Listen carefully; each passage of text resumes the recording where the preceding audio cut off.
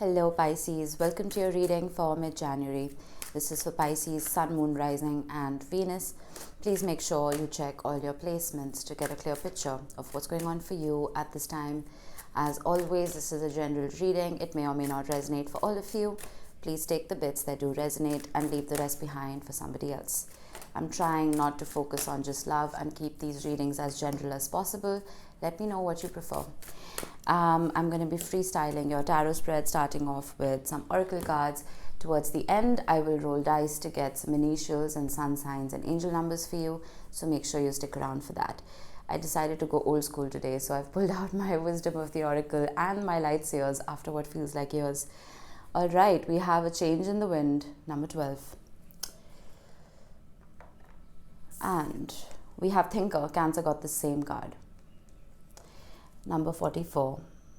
And it's interesting, if you have heavy Cancer placements, I would go watch that reading because they had a very similar message in terms of your manifestations changing, the way you think changing, the way you process information and emotion and feeling changing, right? They had regeneration with thinker, and you have pretty much the same energy.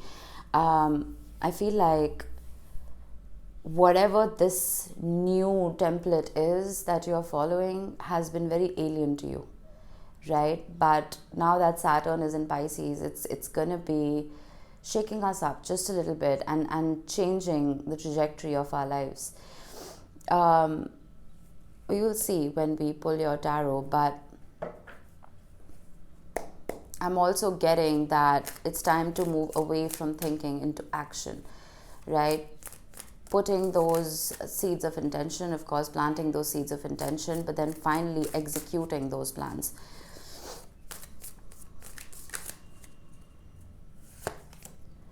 Wow. We have death and rebirth. Very scorpionic energy. There's a change here. And water signs have been getting this, this regenerative energy. We have the devil. Wow, starting off with a bang, Pisces.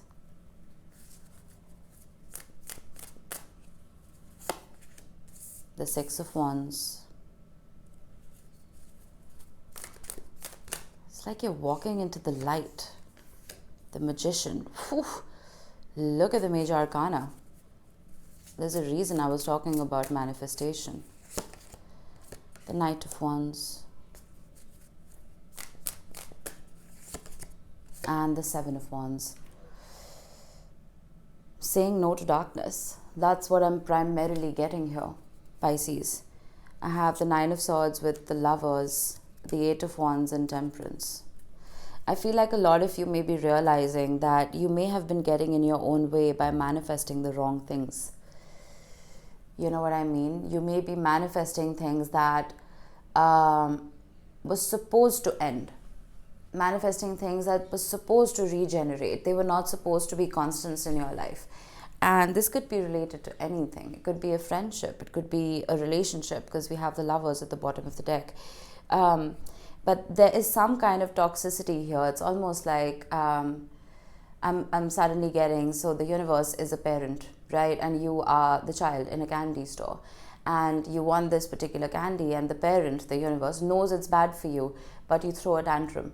And just to keep you quiet, the universe is giving you that candy, that, all right, very begrudgingly, that, okay, fine, take it, you know, knowing it's bad for you. So I feel like the universe has been doing this a lot. It's been spoon feeding you things that may not be the best for you in hopes that you're going to learn your lesson regardless. I never get this message. It's very strange.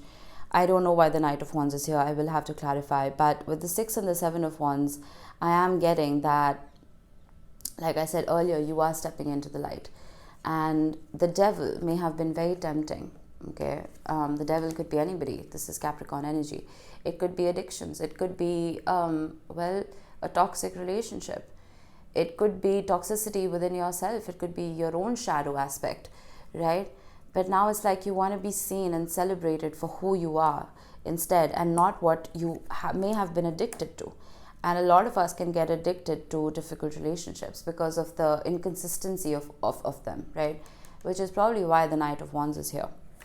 And with the Seven of Wands now, there's a protection of your aura. which I really like. It's almost like a no thank you, you know.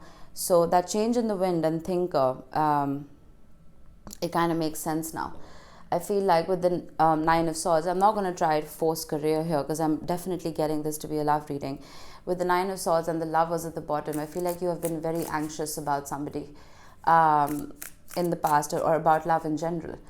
And I don't know who used to tell me this. Maybe it was my mom. I can't remember. But she used to say that those butterflies that you feel when you think of somebody, that is your body rejecting that person.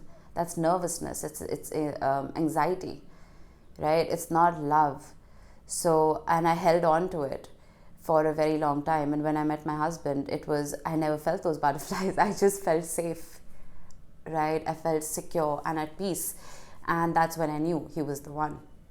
So I feel like you've been getting a lot of butterflies and not the good ones, right? Which is why I think now we have a change in the wind, a change in how you're manifesting, what you are manifesting.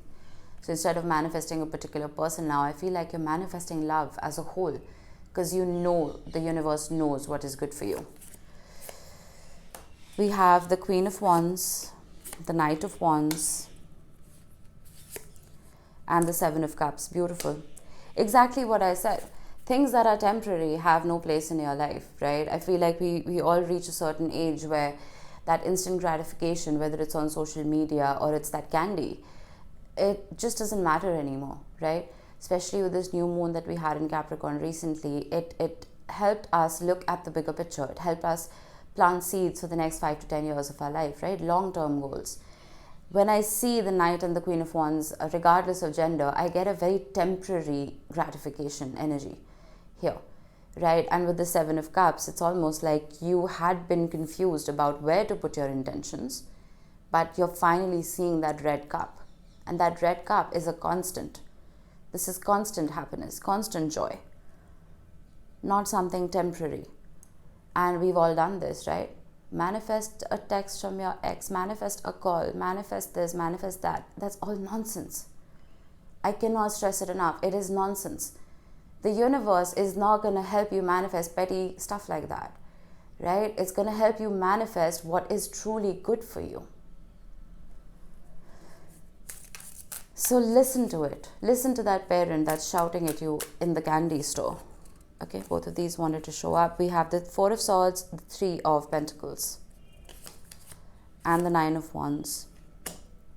Some of you have to learn how to put your walls up, to put boundaries up. I'm feeling that I don't know who this is, but just when you feel like you've recovered, that you've healed from a particular situation, the devil comes back knocking at your door. Because there's a sudden detachment, right? There's a sudden break in the cord, and there's a feeling of loss within whoever this person is. And some of you may have been tempted to, okay, you know what, let's just stay friends, because it's better having you in my life as a friend than nothing at all. That's where you've been going wrong, because that is when the person realizes that they can take advantage of you. This Nine of Wands energy is very important here. This is a cold, hard no. Even though it's not the Seven of Wands, I'm getting that, but I'm getting a very similar energy in both of these cards. It's a cold, hard no, thank you. The Knight of Pentacles, the Ace of Pentacles, beautiful energy, my goodness, and the Ace of Swords. Wow. Your entire language has changed, Pisces.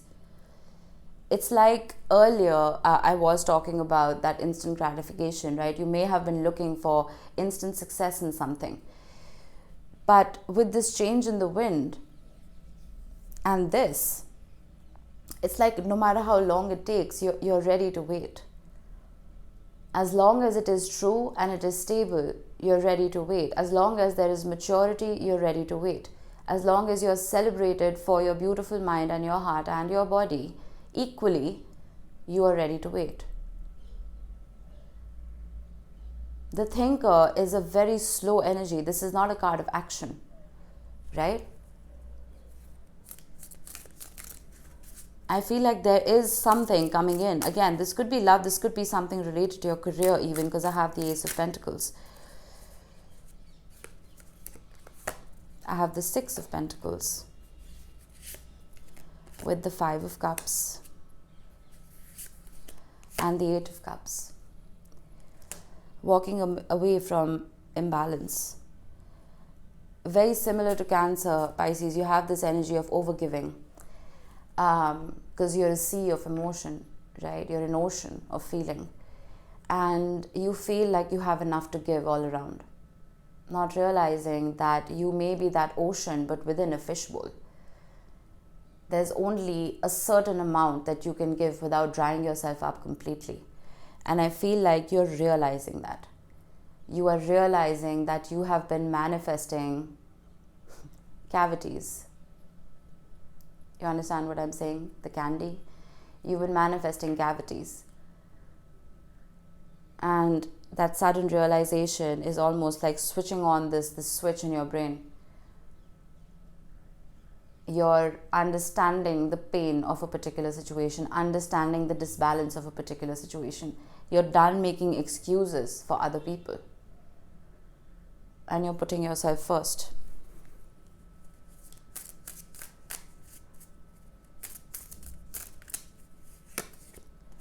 Seven of Pentacles, Ace of Cups, and the King of Swords. Investing in self and not foolish people. The Ace of Cups can be, of course, an offer of love, but primarily, especially in this deck, for me, the Ace of Cups is self-love. You see how she's holding that cup of love so close to her heart.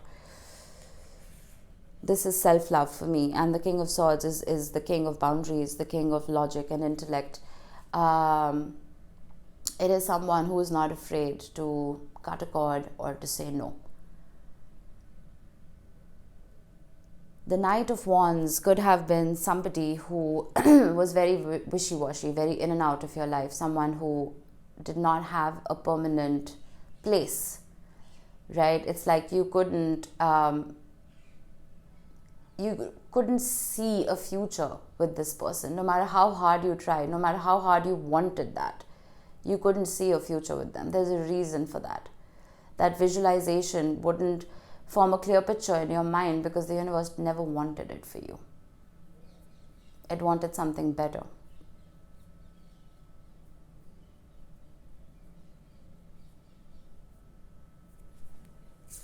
Temperance and the Seven of Swords. It's like you were patiently waiting to be lied to over and over again.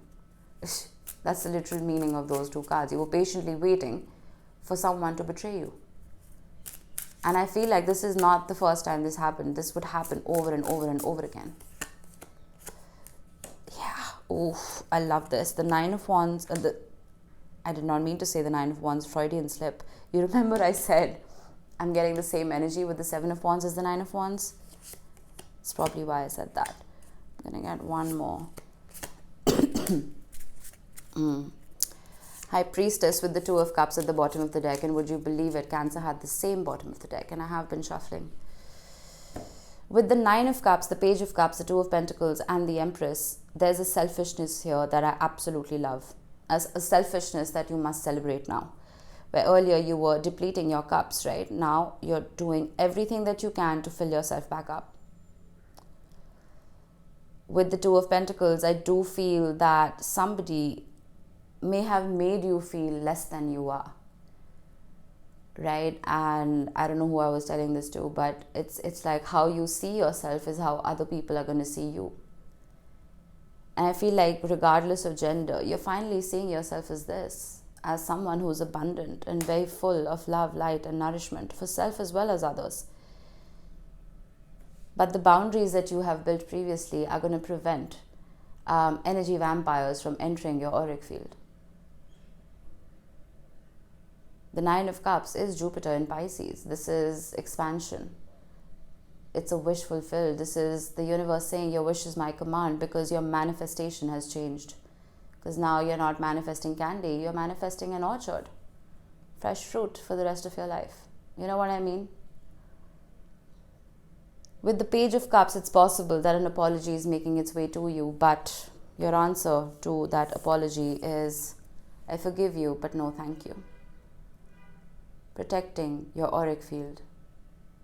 so that you don't land back there in the Nine of Swords energy where you're constantly ruminating and overthinking and having sleepless nights. You're finally seeing your worth, Pisces. And I love that. And because you are seeing your worth, others are going to see it too. That's why there's that apology coming in. But I don't like to make my readings very typical for views, right? A lot of the readings you see nowadays is, oh, you're having a glow up, your ex is coming back. But it's so much more than that. It's not about your ex coming back or anything like that. You're born alone, you die alone, Pisces. You have to work on yourself first, right? So, I mean, yeah, your ex may be coming back, but is it even worth it? You know what I mean? That is the question that needs to be asked now, and I feel like you're asking the right questions, Pisces. All right, we have Pluto, which has made a generational shift into Aquarius after about 15 years of being in Capricorn. It's going to be a little back and forth, but by the end of 2024, it will permanently be in Aquarius.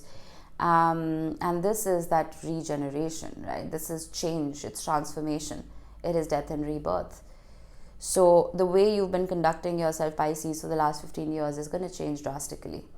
Not just you, it's going to happen collectively, right? It's going to happen for all of us.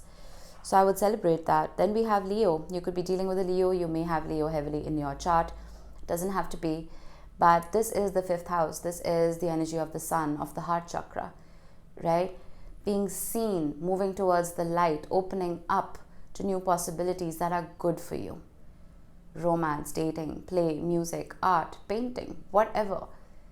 Moving towards the light after a lot of darkness.